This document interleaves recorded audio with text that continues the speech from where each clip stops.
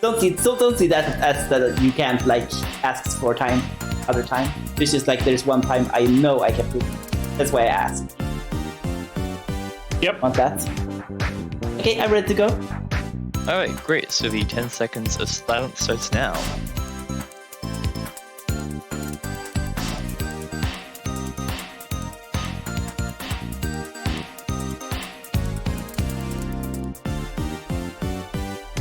All right, welcome to Hello Kitty Cruisers, done by firesplitter. How you doing today? Hello everyone, I'm doing pretty well. I'm gonna run this amazing game in this marathon. Well, intro the game, intro yourself, and count it down when you're ready. Thank you very much. I'm gonna start pretty immediately here. We're gonna go to tournament mode. We're gonna go and first character. We're gonna pick Kuromi. There's no particular reason why I pick her. I only pick her because she's like my favorite. All characters in this game are working exactly the same way. Same thing with the cars. It's all really cosmetic stuff. I'm gonna pick the car here, and when I press on the menu here to confirm, the run is gonna start.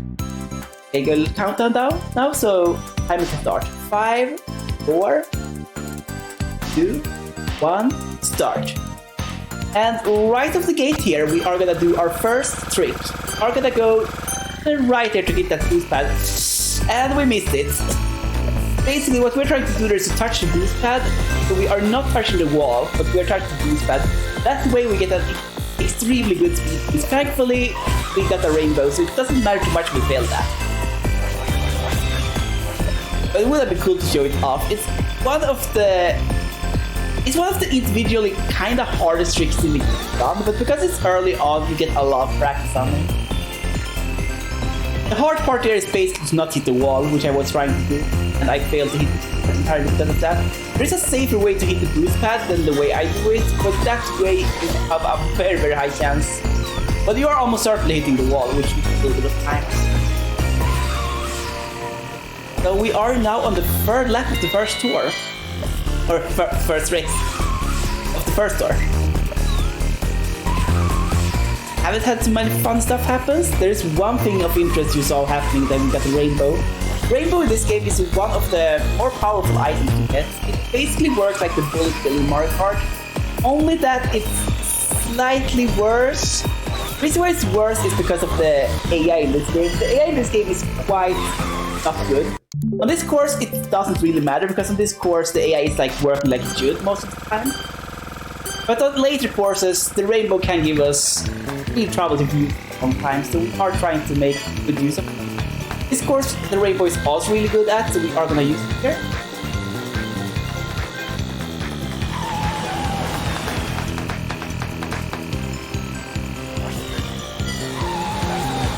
And here we go.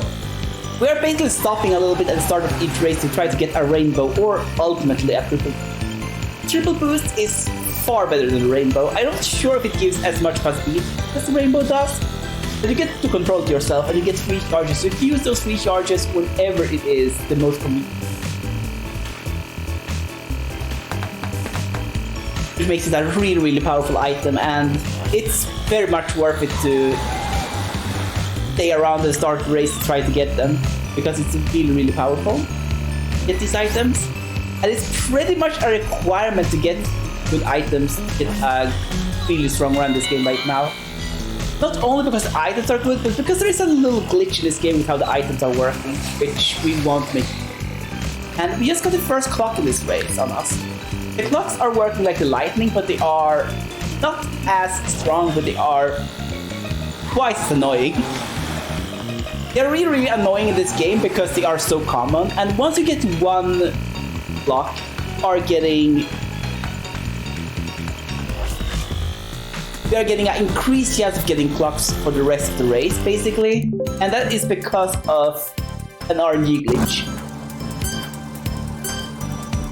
The RNG glitch basically does it so that you can always get the same item you had before in the next item box. Someone seriously just steal the box from me, like right in front of my little face. It happens. That is like one of the risks of going slow at the start, but it's worth it. I thought that box was gonna be safe though. So this is the first Rainbow Road. You might think that Rainbow Road is a little early, and yes it is, but this game has 3 Rainbow Roads. Sadly, Rainbow Road is not the last course this run. I can tell that much now. Rainbow Road is not the last course this run, sadly. It would have been lovely if the last course of this entire run was Rainbow Road, but it's breaking up tradition here. But the Rainbow Roads are somewhat the most interesting courses. Especially the third Rainbow Road, which is probably one of the harder courses to master this run. It's not the hardest course to run, but it's like one of the hardest to master. And there are circumstances during which that course becomes meaningless. And those circumstances often happen during marathon runs, so you have something to look forward there. And now we are entering the final course of the first tour. Gonna drive right forward here.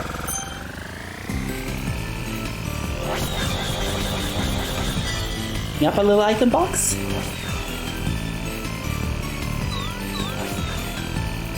This course actually has slippery physics on the ground when you're driving on ice. That is a really interesting thing. It's one of those things that are not really expecting of this game depending on how messy other stuff are, but there are actually slippery physics on ice, which is super lovely. We are making use of that to take a little sharper turns than we normally would be able to. By angling our car a little bit before, because there is... Normally we can't touch the walls, so airplane and the boat. But we can't do so with the car without getting punished.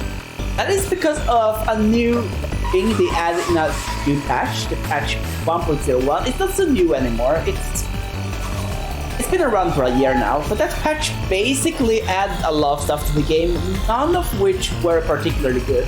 The only upgrade the patch gave was that it made some menus look better in the game. But that's all it did, and this game was a really buggy mess before, so I'm surprised no bugs were fixed. But what I'm more surprised about is that more bugs were added. That is the bug I'm talking about.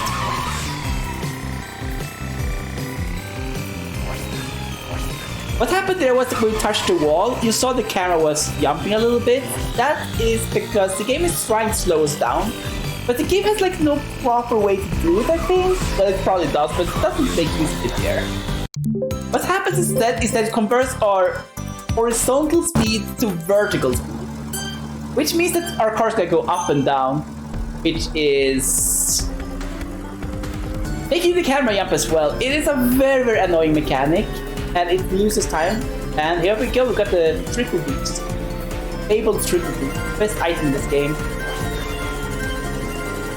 What we are hoping for now on this race is that we can do an item duplication of the triple boost. If we do that, we are gonna have a really quick race here. The item duplication with the triple boost is the best way to save a lot of time in this round.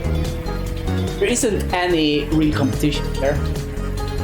Or the item box duplication is pretty weird. It's a very RNG-dependent. And we didn't get it, sadly. So now all we have to do is hope this course goes well, and we are gonna be way ahead of estimate. So let's hope that this course is going to go well. Because there's a nasty thing that can happen to this course that loses a lot of time. And I mean a lot of time. Go in here. And here we go, we are on the final lap now. If the game behaves for 40 more seconds, we are good to go. And there we have the Kitty Mountains. We're off the Hello Kitty Space card. I really like how much effort you put into the backgrounds in this game. Like, the backgrounds are looking amazing in this game. The courses themselves looks like pretty bad, but like the backgrounds, they put like so much effort in. And here we go. Please game, behave for 5-6 more seconds, and we are good to go. Okay, I think we did it. Yes, we did it. What can happen on that course is that the game can crash. It's a very common game crash. I think it happens 1 in 3 or 1 in 4 rounds. It's far more common than it should be. And we got a clock. We get a clock in 3rd place. That is a very rare occurrence, I think. Maybe we were like getting 4th place right to get the item. Normally you have to be like 4th place below to get certain items. Which is why we stop a little bit at the start to be able to get those items. When we get the clock, it's not doing much for us. The reason for that is because this is a speed run, so it doesn't matter how fast the AI is traveling. It matters how fast I go. And we are in another interesting glitchy state right now. As you can see, there is part of the previous menu at the bottom right part of the screen. It does another fun thing as well, so you can probably hear if you can hear the game music. Well, if you take a while to listen to game music, I'm gonna, as you can hear it.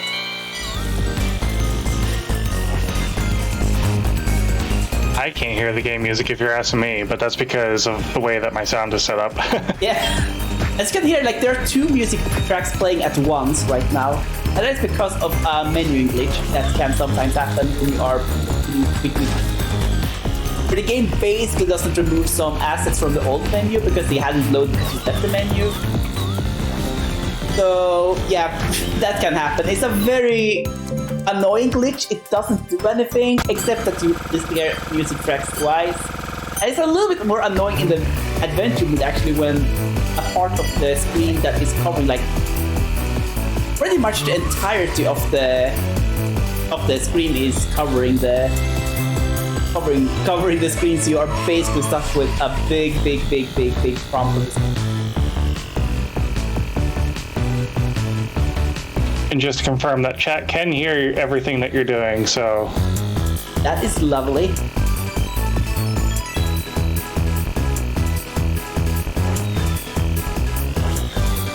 I do have a quick donation if there's a little bit of time. Oh yeah, there's definitely a little bit of time. So a copy came in and with $25.73. It says, "Do you really think I wasn't going to donate? Thank you again for having us and letting us finish out this marathon strong.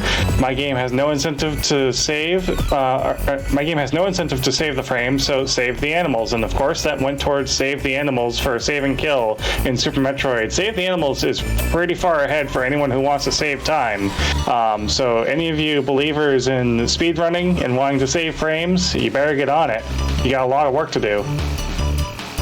Thank you so much, and thanks so much for the donation for a lovely cause. And we are going through this course now. This course has an interesting mechanic, as you have seen on the 2 laps we have gone through. Basically, when we go to these twirly parts, we are going to get pulled towards the wall. That's because there is like a... I think there's supposed to be a black hole in the middle there that will force it, like that. It's a very cool mechanic. It's a shame it wasn't too fun. We got clocked in it. It was a good thing it was towards the end. Getting clocked on that part can be super scary because we can get pulled towards the wall. And as I explained before, if we touch the wall, some of our speed are going to be converted to vertical speed, which is quite messy when our speed is being reduced. We are being pulled towards the wall as well. I can tell you that much. It's quite nasty when that happens. You can lose a very significant part of time. It's stuck there. And here we go to the fastest course of the game. Gonna stop a little bit, and we are gonna try to take a little slower route because I want to see if I can get a good item box here. And we couldn't. On this course, I want to get an item box that I could show off an even faster thing. At this course, we are going to go through a lot of speed circles. There are a lot of these in the course. And therefore, we are going to activate a little glitch in this game with how the speed is calculated. We're going to go through this pad here, and we are going to go through this here. Because these two are so close to one another, they are actually stacking a little bit, because they have the perfect are stacking. And we are doing the same thing here. As you can see, like we are going extremely fast now for this game standard. And that means that we actually have to drift a little bit. I haven't talked much about the drifting because there are very few places to do it. But here we have to do it because we are going so fast, so if we don't drift and align our angle a little bit, we are gonna miss this circle, and that's not good at all. This course is therefore really fast because there are so many blue circles that are interacting like this. Getting much people. And there we go. And we did a menu mistake. That's happening sometimes. I am so used to the old menu where you could use the base buttons to basically navigate menus. You can't use those buttons anymore. Because in 1.01 they changed it so you can only use the control stick to navigate menus. It's very annoying. Because it's way faster to navigate through menus with buttons instead of we got potato. I don't think we could have avoided that potato no matter what we did. And now, as I said before, this is the scary potato, of course. And we are gonna experience that in full.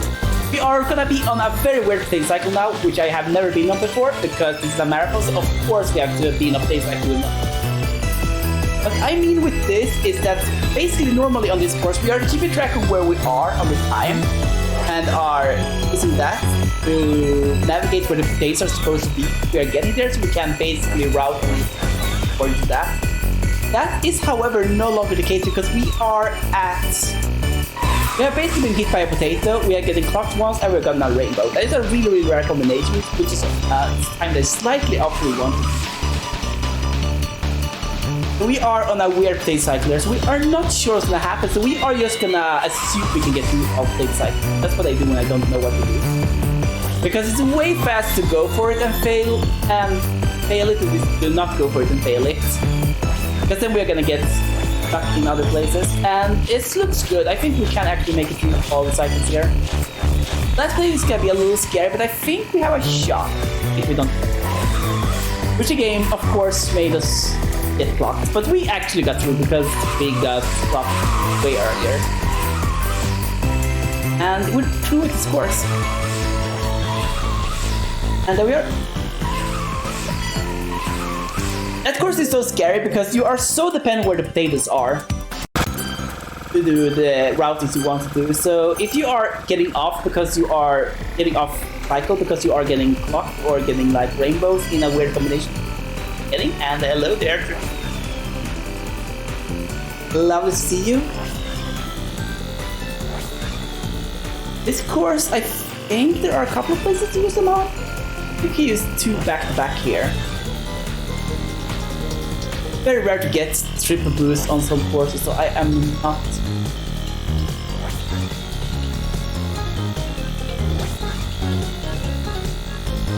I can actually use them all three back-to-back here.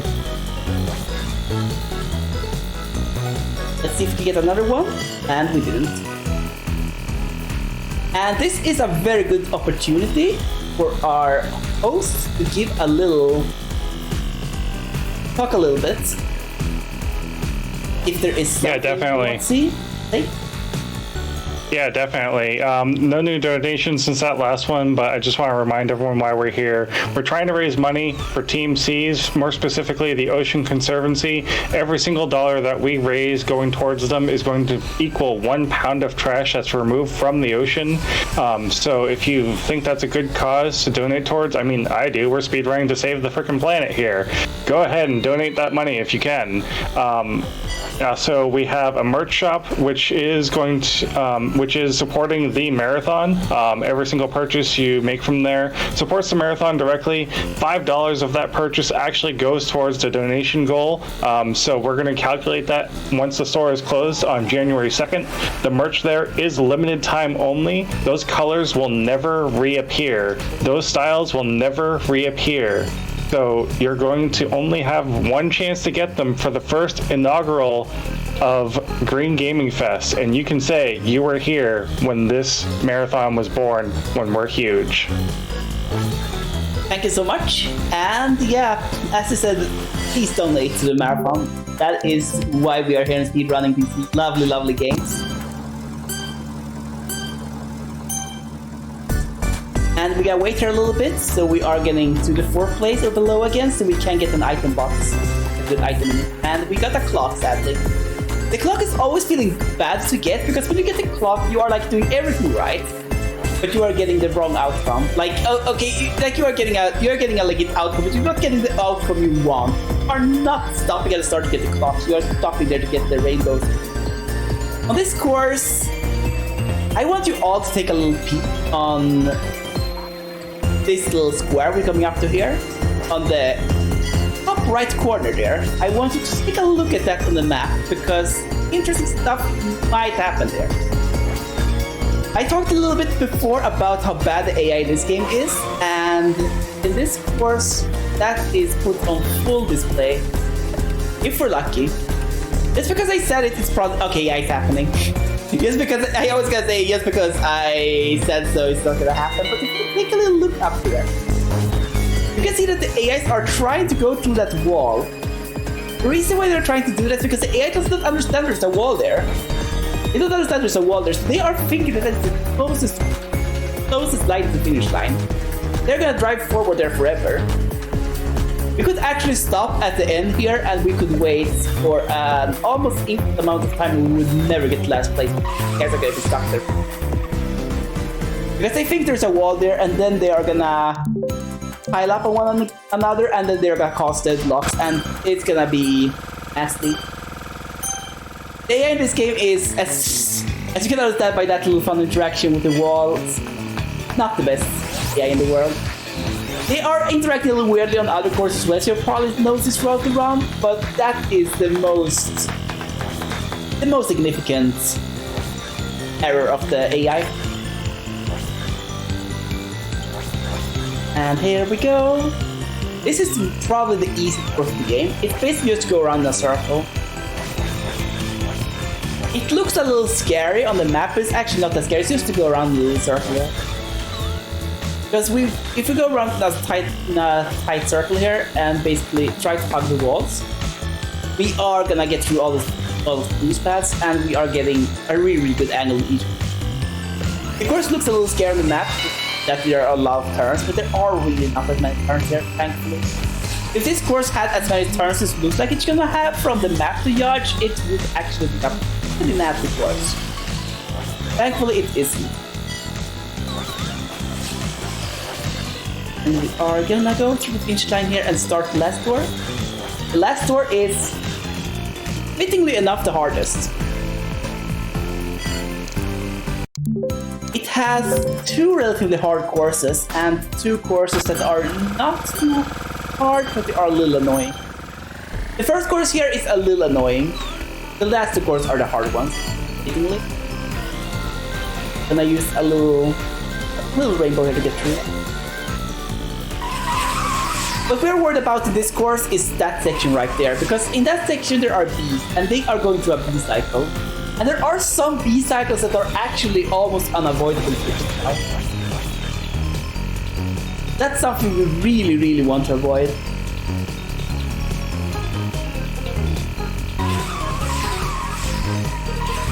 But we are not gonna slow down just getting those bee cycles. There's another little trick of this course that I thankfully didn't have to do. But we are basically stalling a little bit at this section as well to be in 4th place or below on the second set of item boxes. The reason for that is because this is one of the few courses where you can get up to 6 triple boosts on and use them optimally by basically just picking up item boxes and getting the item obligation glitch going on and on. I have had it happen twice. And that is a huge time save. I think it saves about 30 seconds compared to a normal run to do that. So to do anything to try to get that to happen is worth it if we're going for times. And I said it before about the clocks, and you are seeing it now in effect. We got back-to-back clocks, and that is a very common thing. It's almost a miracle we haven't seen it thus far, and okay, good, we got through the beat cycle. That was a scary beat cycle.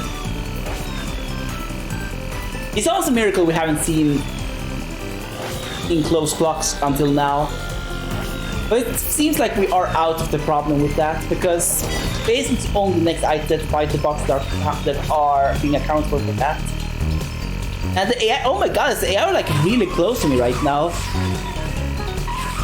The AI is actually really good in this course.